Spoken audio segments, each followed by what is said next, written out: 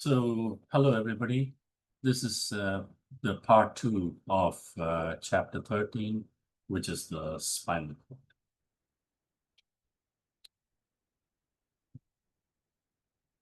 So we were talking about the different tracks in the white matter of the spinal cord. And we talked about the different regions of the spinal cord. We said the spinal cord has got the gray matter and the white matter, and the white matter contains the tracts. So there are ascending tracts which go to the brain, and there are descending tracts which go down from the brain. And these tracts go down to the various muscles. And one of the main descending tract is the corticospinal tract. And the name corticospinal means it is going from the motor cortex to the spine, that is corticospinal tract. This tract is very crucial for fine voluntary movements. When you say fine voluntary movements, we are talking about typing, playing the piano for precision. So these are the tracks which gives you that fine movements. And one important thing, we talked about the concept of decussation, which means crossing over. So the fibers in the corticospinal tract actually decussates. And, there are different types of corticospinal tract. We are talking mainly of the lateral corticospinal tract, and these fibers decussate in the medulla. So here you can see it comes, these are the input fibers coming from the receptors. They reach the lateral corticospinal tract. This is a tract. When you say lateral corticospinal tract, that means it is in the lateral column. So we discussed that there is a ventral column, there is a dorsal column, and lateral column. So it moves through the lateral column up, and when it reaches the medulla, there is a crossing over happening. So it decussates or crosses over in the medulla of the brain. So the medulla is part of the brainstem. Brainstem has got three regions. You have the midbrain, pons, and medulla oblongata. These are the three parts of the brainstem. So here in the medulla, it crosses over. And here, when you look at the medulla or the brainstem area, you can see there are some visible bumps there. They are called the pyramids. So this is the tract coming up. It has reached the medulla. And from there, now it is going up to the primary motor. Actually, this is the opposite side. We're talking about the descending tract. So it is actually starting in the primary motor cortex. It is going down, and it is in the medulla. It is crossing over, and then it goes to the opposite side. And over here, it is in the ventral horn, and from the ventral horn, it's going to go out to the skeletal muscle. So this is a descending tract. So far, we were talking about the ascending tract, which are the sensory tract. This is the descending tract. Okay, so the other important descending tract, there are three more. We talked about the lateral corticospinal tract. The second one, which is of importance, is the vestibulospinal tract. So the vestibulospinal tract, the name itself indicates that it's coming from the vestibular nuclei. What are the vestibular nuclei? These are the nuclei located in the inner ear, and it's related to the balance. So, ear has got two functions. It's called the vestibulocochlear nerve. The two functions, one is it's important for hearing, and the second is it's important for balance. So the vestibulocochlear means the vestibular part is the part which is involved in balance, and the cochlear part is the part involved in hearing. So this vestibular part is important for balance and postures. So on a minute-to-minute basis, you can see it adjusts the muscle tone to keep the balance of the body. So that's another descending tract. And then, so here you can see this is the lateral vestibulospinal tract here. And this is the medial vestibular. See, these are the two vestibulospinal tracts. The next is reticulospinal tracts.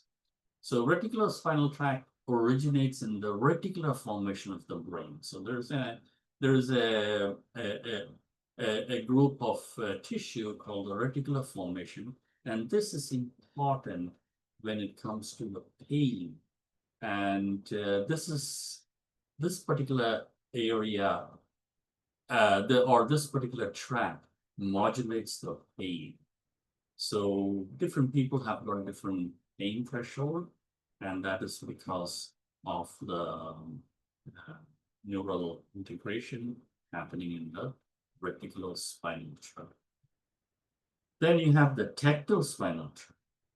So tactile spinal reflex is something which is very important, and you have associated with the midbrain, or which is a part of the brainstem. I told you the brainstem has got three parts: midbrain, pons, and medulla oblongata. So the midbrain is associated with the area called the colliculus or colliculi.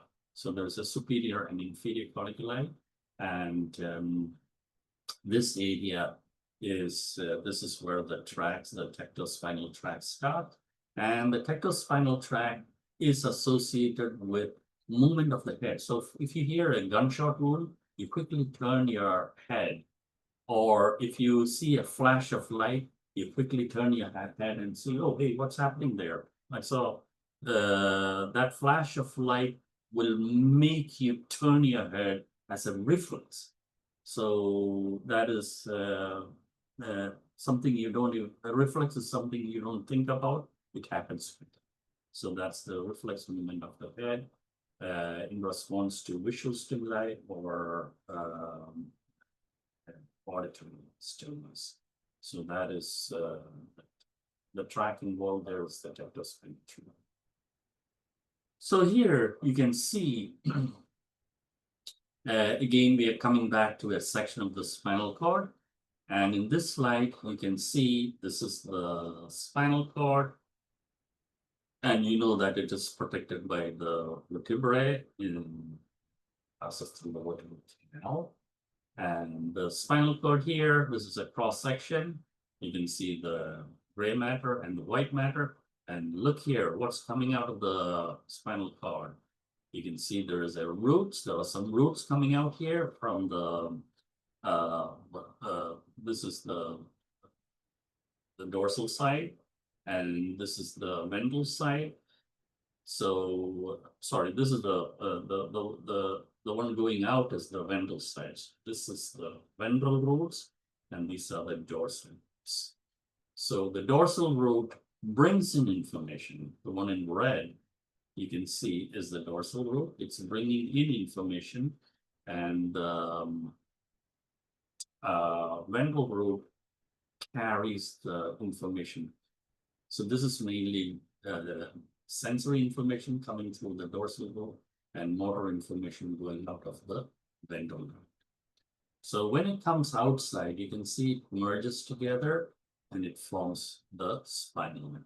So spinal nerve is formed by the merging of the ventral root and the dorsal.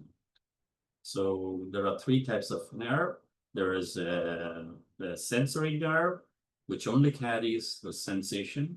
There's a motor nerve, which only carries the motor signals, and there are mixed nerves, which carry both sensory signals and motor signals. So spinal nerve has got both components, so it is a mixed nerve. Another thing which I want you to notice that here you can see there's a little bulge on the dorsal root. This bulge is called a dorsal root ganglion. Okay, so dorsal root ganglion here is this is the dorsal root ganglion or DRG, and that is seen in the dorsal root, and this contains the cell bodies of the sensory. So all the cell bodies are here, and that is a ganglion. So what is a ganglion? Ganglion is a cluster of cell bodies outside the CNS. So why do I say outside the CNS? Normally, we see the cell bodies in the central nervous system. So the gray matter is a cluster of cell bodies, and usually the gray matter is seen only in the central nervous system. But there is an area of gray matter outside the central nervous system, and that is the ganglion. So ganglion is a cluster of cell bodies outside the central nervous system. Okay, so having said that, now you know the cross-section of the spinal cord, you know the gray matter, white matter, and you know the various tracts which are going. We discussed all the important tracts. Now let's go into the spinal nerves.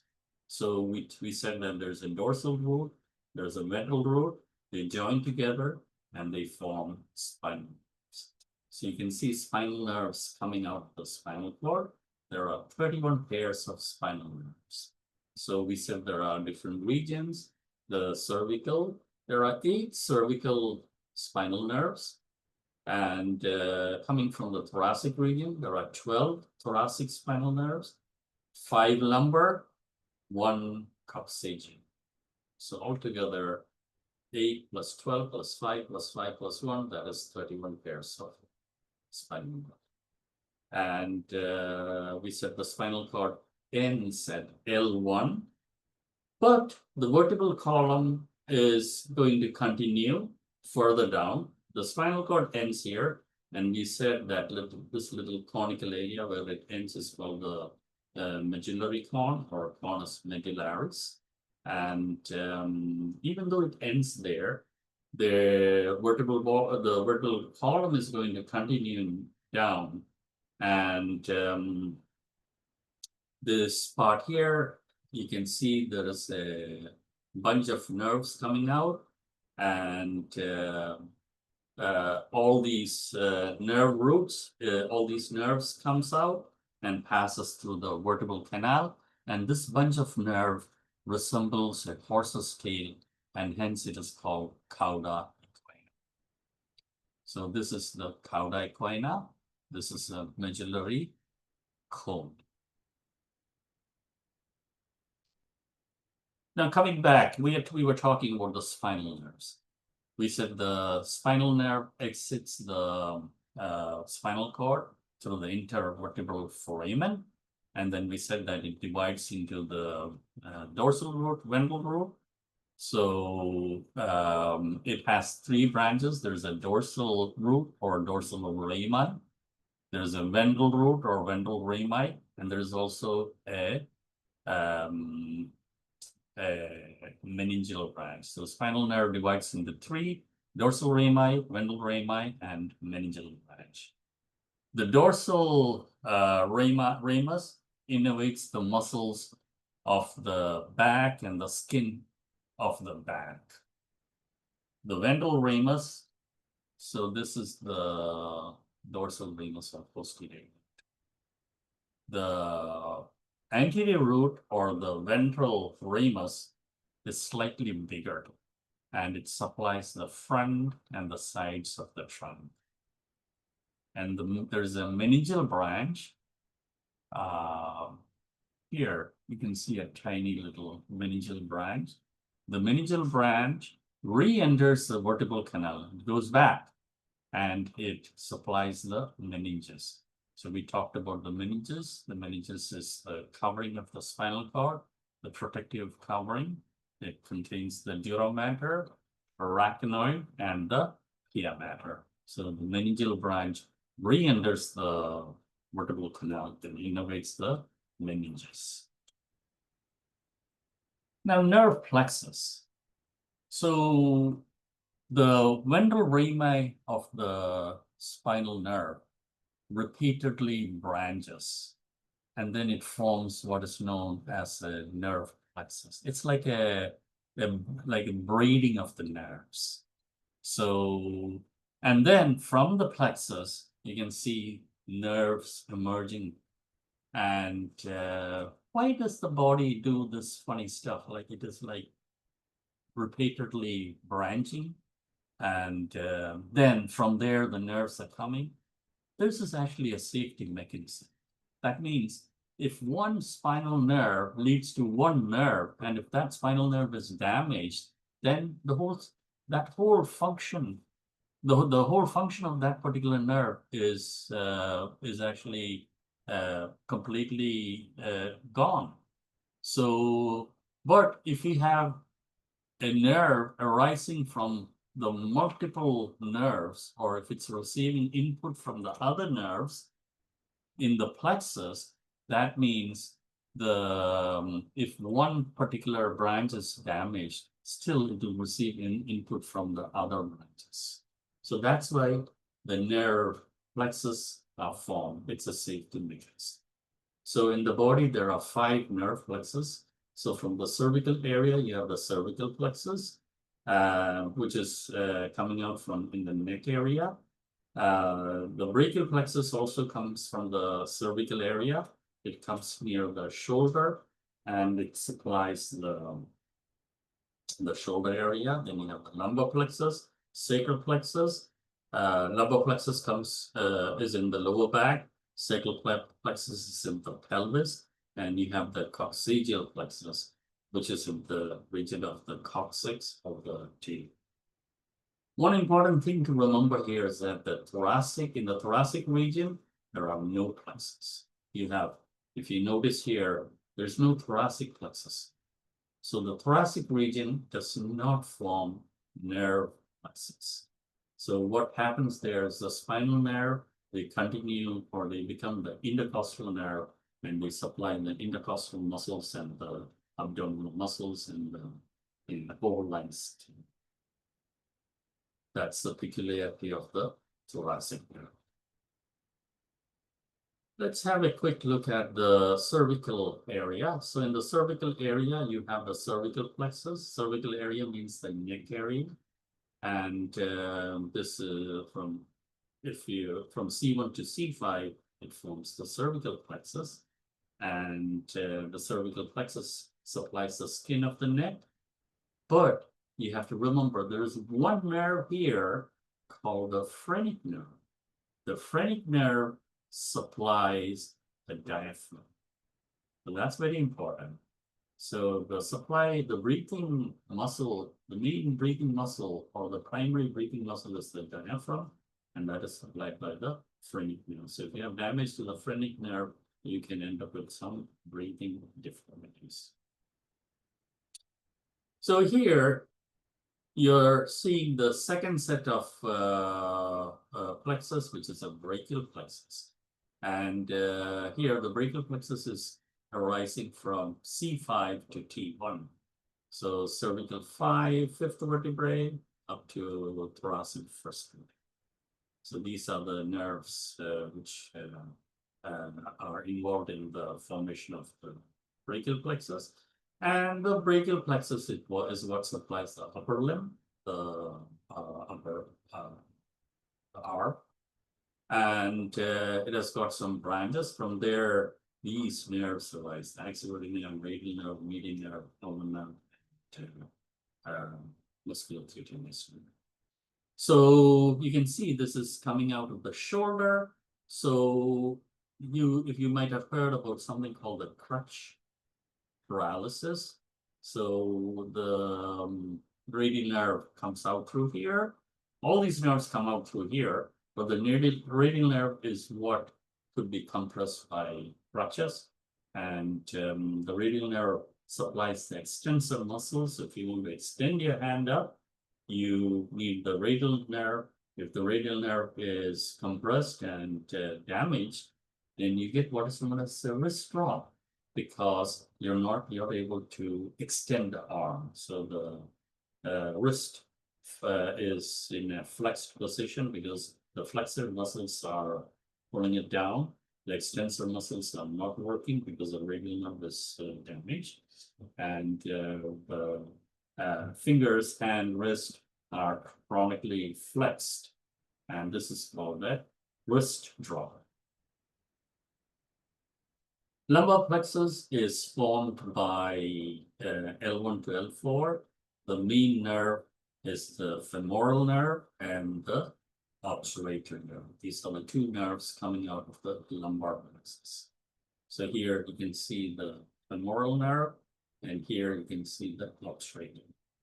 And the femoral nerve supplies the muscles of the anterior thigh and genitalia. So, here you can see the femoral nerve coming out. It's supplying the muscles of the anterior thigh. And what are the muscles of the anterior thigh? The quadriceps.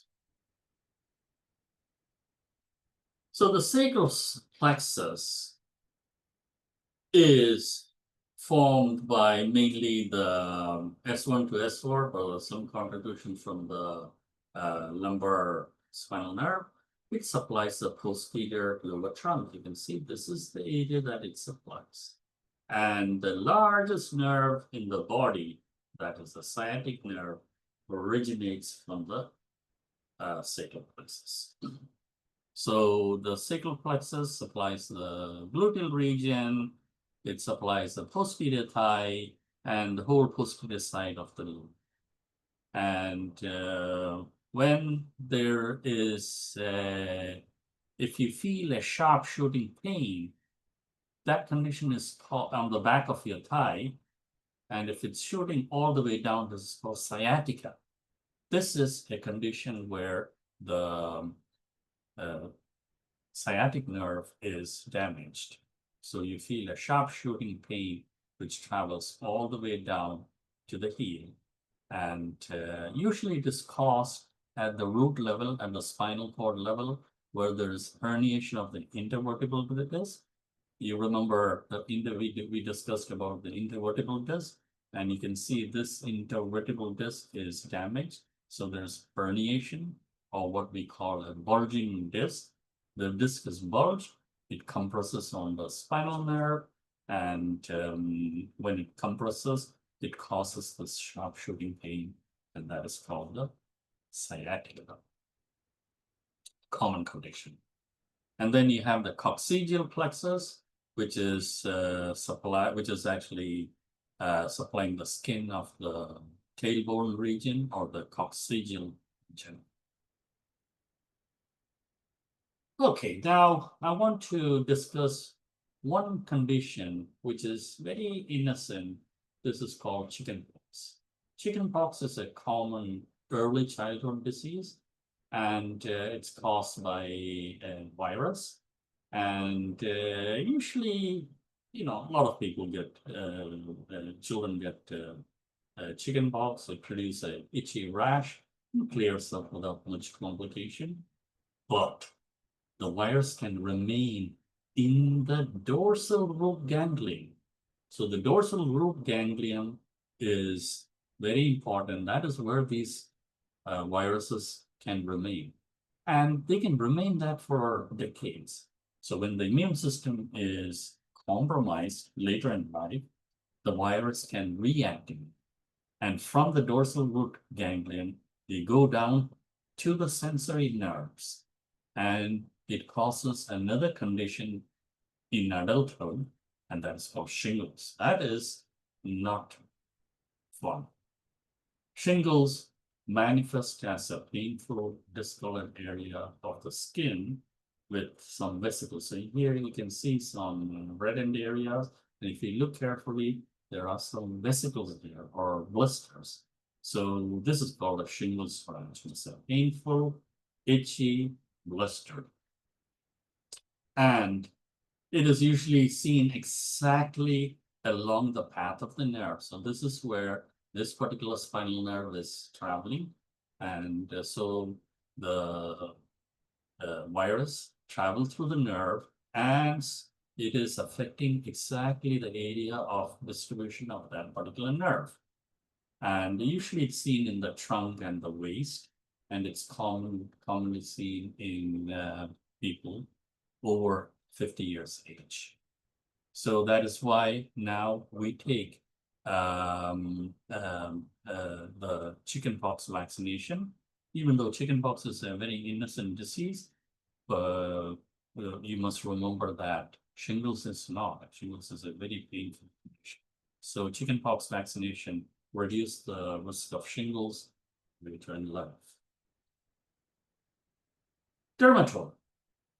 Now, dermatome is a specific area of the skin, which you can see this is a dermatome map of the body. It's like a map of the body. So we have mapped the body, and we know this area is supplied by T1. This is supplied by T2.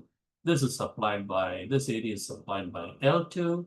This is area supplied by L3. So if somebody says, I have a pain in this area, you can diagnose which spinal root is supplying that area.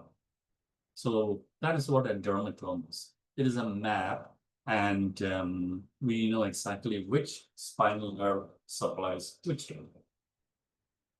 So, so this is a very useful diagnostic tools which the doctors use.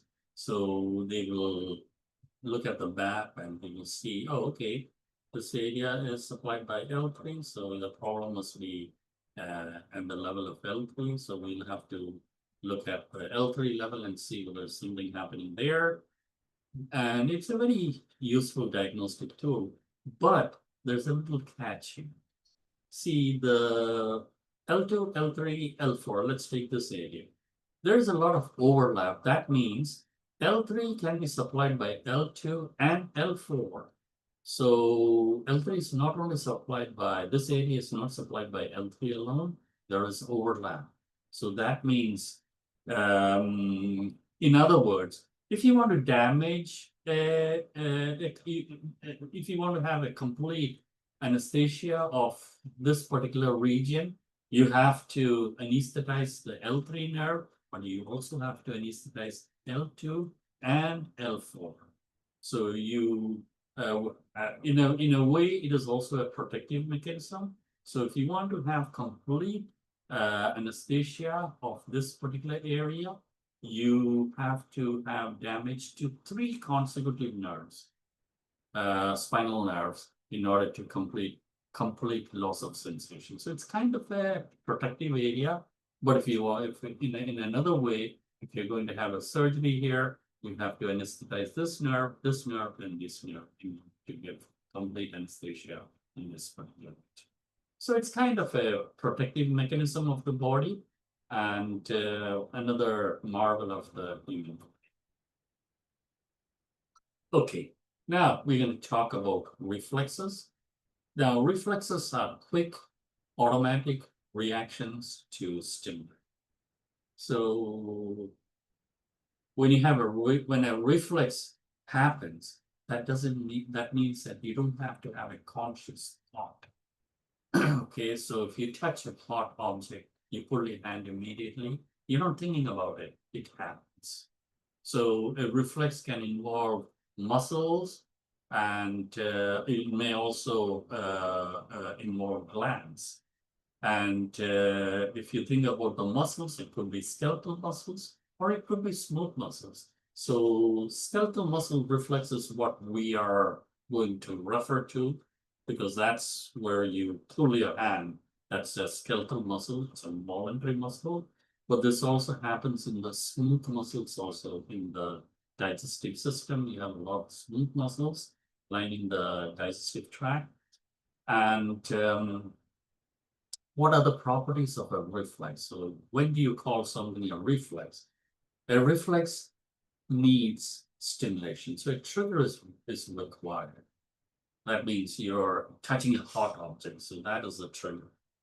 And second thing is that reflexes are very quick. Even before the brain knows it, you have already completed the reflex. You put your hand. So there's very minimal delay. And we call this delay the synaptic delay. Now, reflexes are involuntary. You cannot decide not to do it. It just happens. So it is involuntary. Okay. So it happens without your decision. And also reflexes are stereotyped. That means it happens the same way. If you touch an object, every time you touch it, you pull your hand back. You don't move your hand forward. It is happening the same way every time. So reflex is happening in the spinal cord, and there is a pathway for reflex. This pathway has got some components. Let's look at it. There is a receptor. So in the skin, there is a receptor which detects the stimuli. So here you can see the receptors are here, which is detecting the stimuli, the hot object. And there are afferent nerve fibers, which carry the information from the receptor to the spinal cord. So it goes to the spinal cord. And in the spinal cord, the synapses happen. And this synapses is called the integration center. So this symbol synapse, and you know, in a synapse, what is happening in a synapse? It's a chemical synapse, right? So, neurotransmitters release and all that. The neurotransmitter travel across the synaptic cleft, it passes. And that simple movement of molecules through that synaptic cleft and all those activities is what we call integration. Decisions are made. Okay, and then the decision is made. Efferent nerve fibers carry the motor signal. The motor signal goes to the muscle, and here, boom, you move the muscle. So this is actually a knee-jerk reflex, which I've shown here.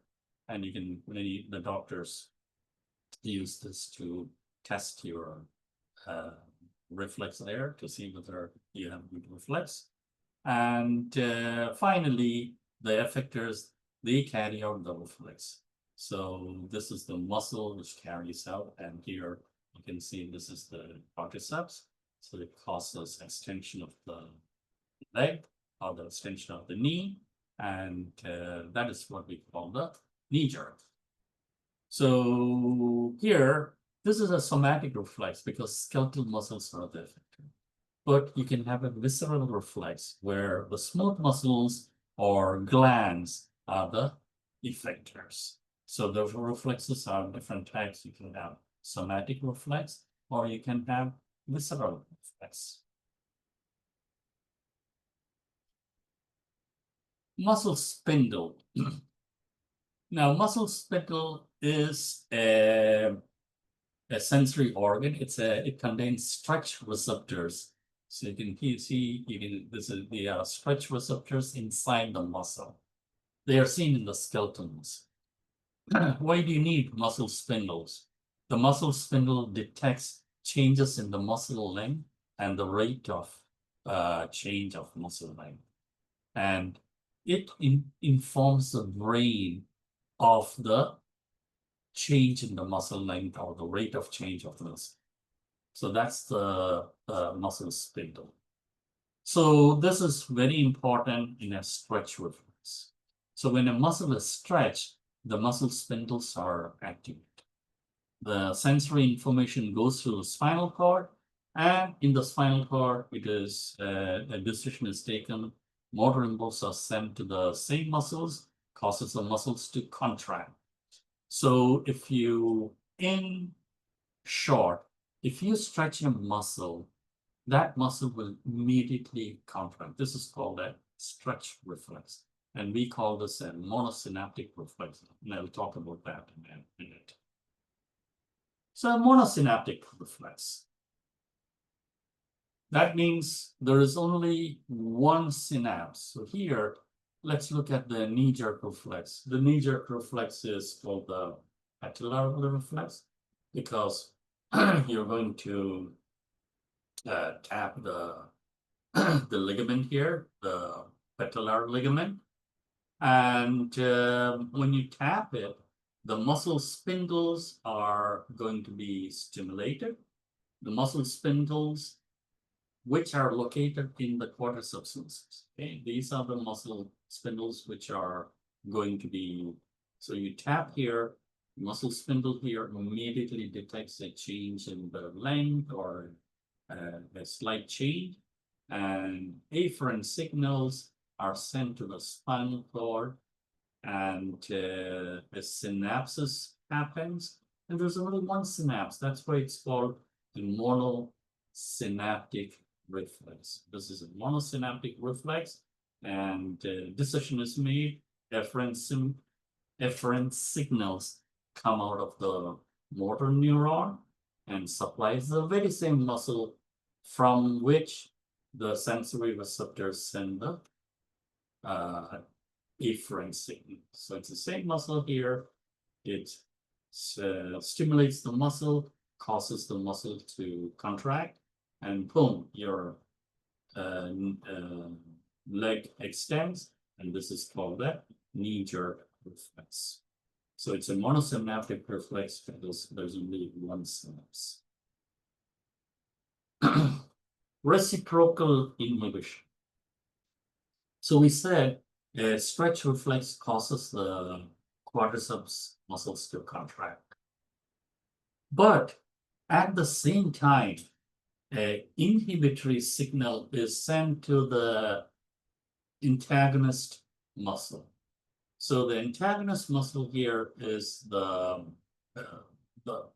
hamstrings.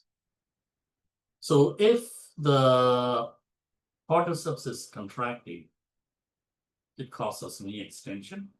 But if the hamstring is also contracting, it causes flexion. So the spinal cord is very clever. It makes the hamstring muscles, it deactivates it or inhibits the hamstring muscle. So this is called reciprocal inhibition. That means when the antagonistic muscle, which is the quadriceps muscles, contracts, the hamstring muscle, which is the when the agonist muscle, which is the quadriceps muscles, contract, the antagonistic muscle, which is a hamstring muscle, is inhibited. This is called reciprocal inhibition. Okay, another sensory organ is a Golgi tendon, GTO. GTO are have receptors again located in the muscle, but it's slightly different type of.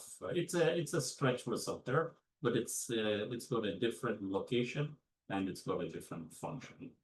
These stretch receptors, the GTOs, are located in the tendon. They're not located in the muscle. We said the stretch reflexes, the stretch receptors are located in the muscle, but these are located in the tendon. And the GTO only detects tension in the tendon.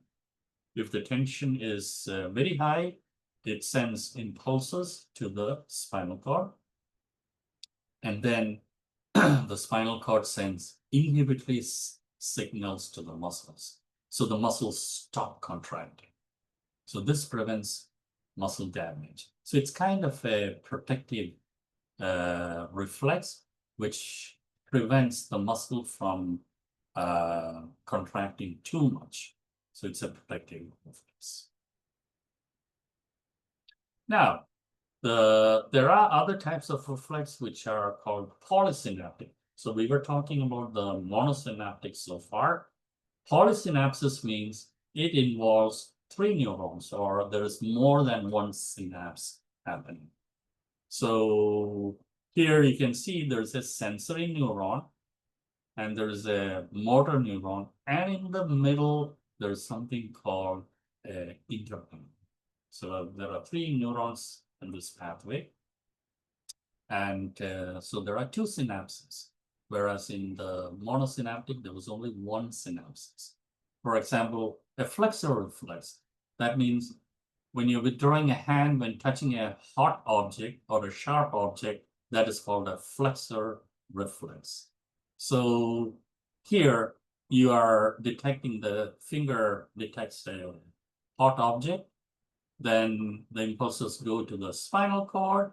Here it is entering the spinal cord. Okay, this is green, and you can see these are the afferent signals, and the impulses reach here, and that is where the synapses happen. And this is the interneuron, and the interneuron again synapse with the motor neuron, and the over here in this synapses, the decision is transferred through the motor neuron. The impulses goes to the flexor muscle of the arm, and your hand goes back. This is a polysynaptic reflex. Again, there is something called a cross leg extension reflex. So now these are all polysynaptic reflexes, and this is the situation. Say, for example, you are wading in a lake, you're in shallow water and walking, and suddenly you step on a sharp object. What happens? You will pull your foot away. That is normal. That is a flexor reflex, because that happens as we discussed earlier. But when you pull your leg go, you can lose balance and you can fall.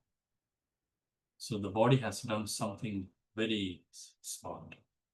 The balance is maintained by stiffening the muscles of the opposite leg. In other words, the extensor muscle of the opposite leg suddenly contracts, and this is called cross leg extensor flex. So when one side flexes, over here flexion has happened, the other side extends and stiffens the muscle, and this is called a cross leg extension reflex. Spinal cord trauma. Now this is a very, very sad situation, and you can see about 12,000 people each year in the US is affected by spinal cord trauma. Usually males, they are the highest risk at young age, 16 to 30 years, and the most common cause is motor vehicle accidents. There are other causes, sports injuries, also violence, all these things result in spinal trauma. So when you have a spinal cord trauma, you can have a complete transection of the spinal cord. If you have a complete transection of the spinal cord, there is immediate paralysis below the level of injury. But remember, we have the cervical plexus and we have the phrenic nerve coming out of the cervical area. So if the injury is above C4, the phrenic nerve is affected and there's a threat of respiratory failure. So you can stop breathing. So this injury above C4 is very, very serious. Now, if you think about paralysis, there are different forms of paralysis. You can have a quadriplegia, which is paralysis of all the 4 limbs. Hemiplegia means paralysis of one side of the body. Paraplegia means both the lower limbs are paralyzed. And there's another term called paresis. Paresis means a partial paralysis. It's not a complete paralysis. So it's like a weakness of the limbs. That is paresis. Now, 2 situations or 2 diseases which I want to touch here is poliomyelitis and ALS. First is poliomyelitis. By the way, poliomyelitis and ALS involves damage to the motor neuron, and it's a motor neuron disease. Poliomyelitis is caused by a virus called the poliovirus. So this virus destroys the motor neurons in the brainstem and the ventral horns. So the ventral horns of the spinal cord is destroyed by the virus, and it leads to muscle weakness and loss of some of the reflexes. So the person who has this viral infection end up with paralysis, muscle atrophy. The muscle shrinks. It becomes it undergoes atrophy, and usually this virus is spread by fecal contamination of water. So it's an oral-fecal route of transmission. Another disease of importance is ALS, or amyotrophic lateral sclerosis. And the famous person who is affected is Stephen Hawking. So Stephen Hawking is very famous, and sadly he was affected by a neurodegenerative disease called amyotrophic lateral sclerosis, or ALS. It's a progressive degeneration of motor neurons, and it was the person who is affected will have muscle weakness. Later, they have muscle paralysis. And when you have muscle paralysis, we have muscular atrophy. The reason is totally different. Here, it's because there is accumulation of glutamate, and the neurotransmitter glutamate accumulates, and it accumulates to toxicity. The sad thing is that sensory and intellectual function are not affected. So the person is fully aware of what's happening. Intellectually, they are very, very normal. And that's the classic case of Stephen Hawking, one of the very famous people. He's a scientist, a brilliant brain affected by this disease. But so he's got muscle paralysis, muscle atrophy, but his sensory function and intellectual function is completely. So that's it. Let me end my lecture here. Thank you very much for listening.